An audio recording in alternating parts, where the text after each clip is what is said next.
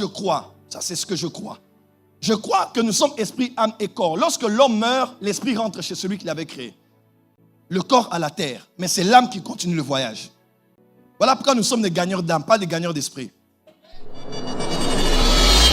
Tous les peuples ont toujours cru que la mort n'est pas que la cessation de la vie. La mort est une entité. Il y a des entités qui récupèrent les âmes. Père, pourquoi Jésus en mourant a dit « entre tes mains » ? Nous nous sommes limités dans notre interprétation de « il est réservé aux hommes de mourir une fois et après vient le jugement ». Nous avons mal compris ce verset. Nous l'avons gardé de manière évangélique. Lazare n'est pas mort une fois. L'enfant de la veuve de Naïm.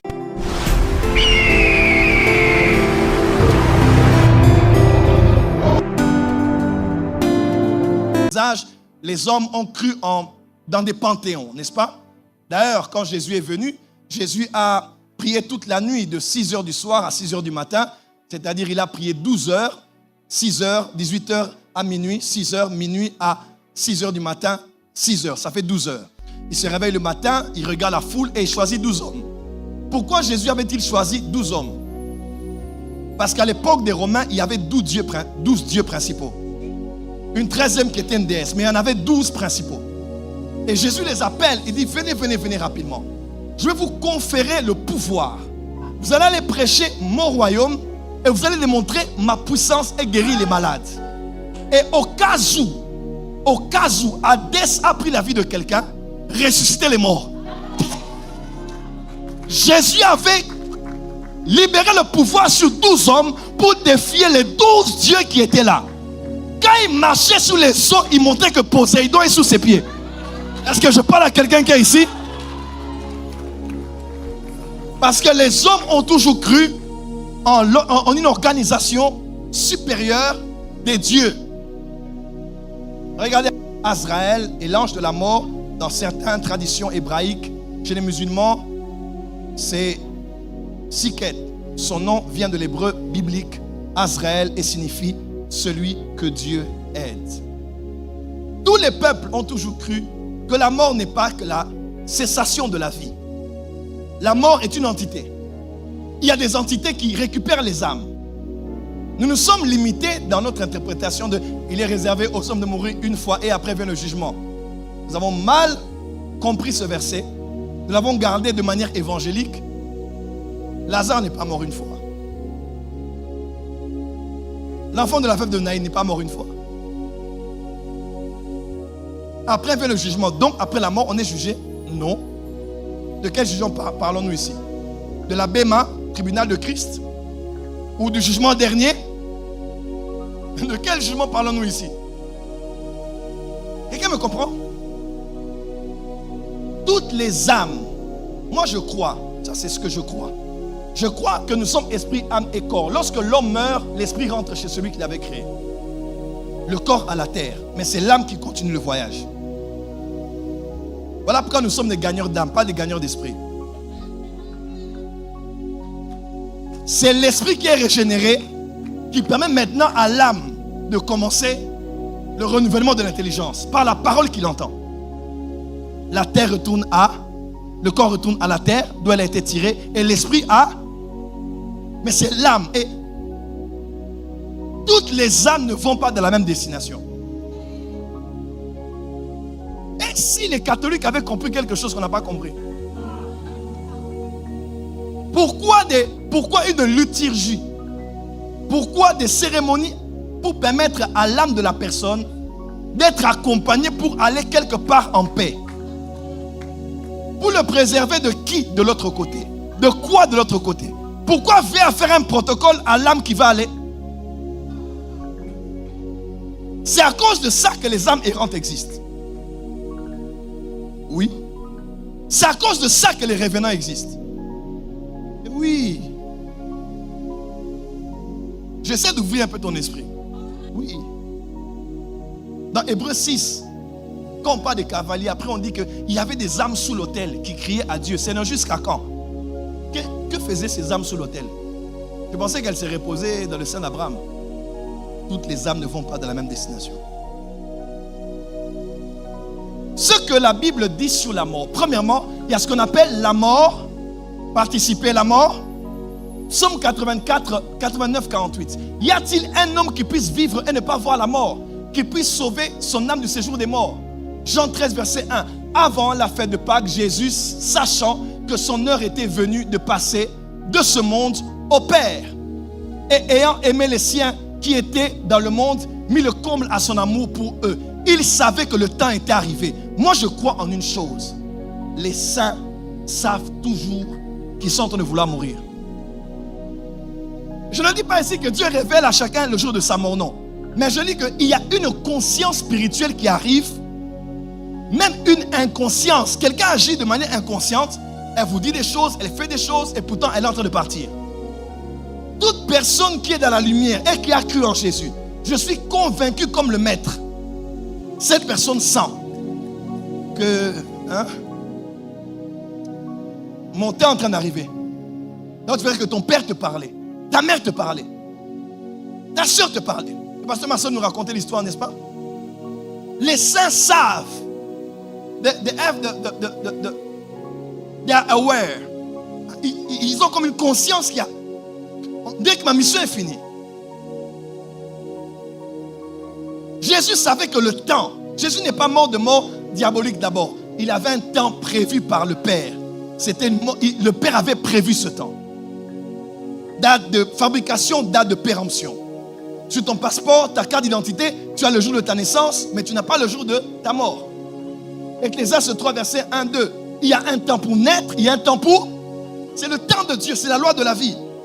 Et tout le monde ne vivra pas à plus de 100 ans. Parce que l'importance dans la vie n'est pas la longévité, mais c'est l'effectivité. Ce n'est pas de vivre 90 ans en n'ayant rien fait. Mais comme Alexandre le Grand, à moins de 40 ans, tu as impacté la génération. Comme Jésus à 33 ans, tu as changé. Oh, dis amen bien là où tu es. Dis à ton voisin, ne vis pas longtemps seulement. Dis à ton voisin, vis impactant. Ça passe? Il y a d'abord la mort naturelle. C'est le plan de Dieu. Dieu a prévu que ce soit ainsi. C'est le temps, on parle. Deuxièmement, il y a ce qu'on appelle le principe de la mort. La mort comme principe. La mort comme principe. 1 Corinthiens 15, verset 21. Car puisque la mort est venue par un homme, et c'est aussi par un homme qu'est venue la résurrection des morts. Quand on parle de la mort ici, on ne parle pas que de mourir. On parle d'une réalité qui est entrée par le péché. Quand le péché est venu, l'homme est mort. Non seulement qu'il est mort spirituellement, son esprit a été séparé de Dieu, mais il y a eu un règne, il y a eu une économie, il y a eu comme un régime de la mort. La mort commençait à agir de différentes manières. Romains 5, 12, c'est pourquoi, comme par un seul homme, le péché est entré dans le monde, et par le péché, la mort. Et qu'ainsi la mort s'est étendue sur tous les humains, parce que tous ont péché et sont privés de la gloire de Dieu. La mort est aussi comme un principe. Les hommes qui n'ont pas Dieu vivent dans la mort. Ceux qui n'ont pas Christ vivent dans la mort. Ils ne sont pas morts physiquement, mais ils sont morts spirituellement. Et cette mort apporte plusieurs autres lois, plusieurs autres conséquences.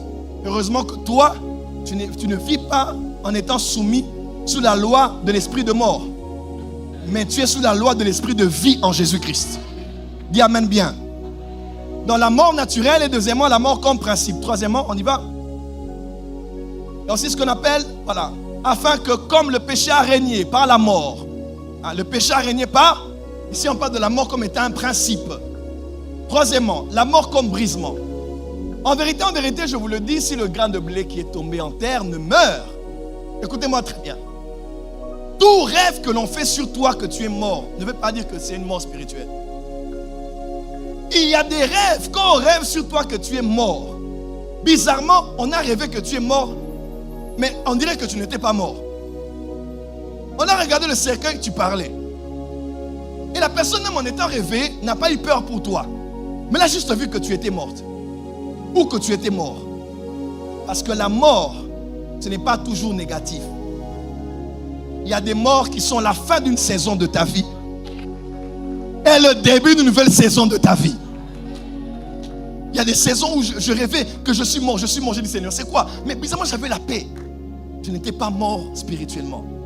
C'est le Joël Francis de cette saison-là qui était un grain de blé qui devait mourir.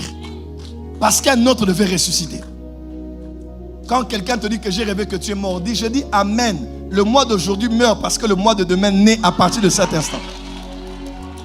Dis à ton voisin, cette saison touche à sa fin. Dis à ton voisin, une nouvelle saison commence.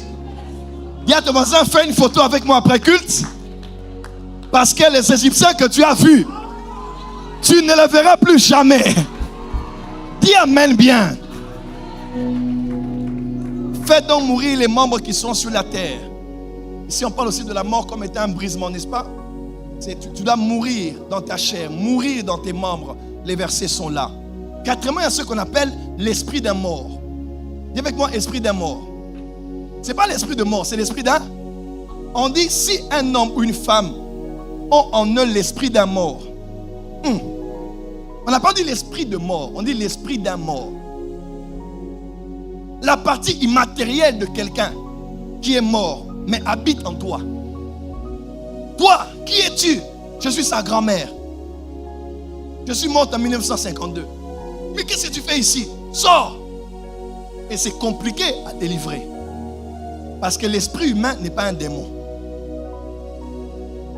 Nous avons le pouvoir de chasser les démons au nom de Jésus. Mais quel est le code pour chasser les esprits humains?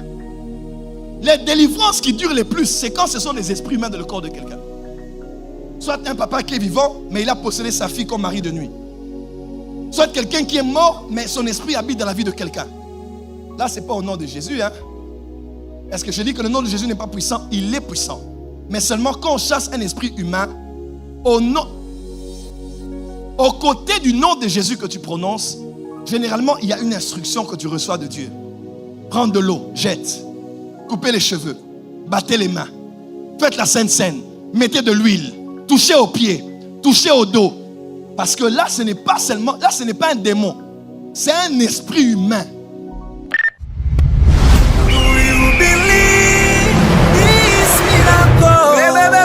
Supernatural dunamis power. Are you hearing me? Receive a miracle.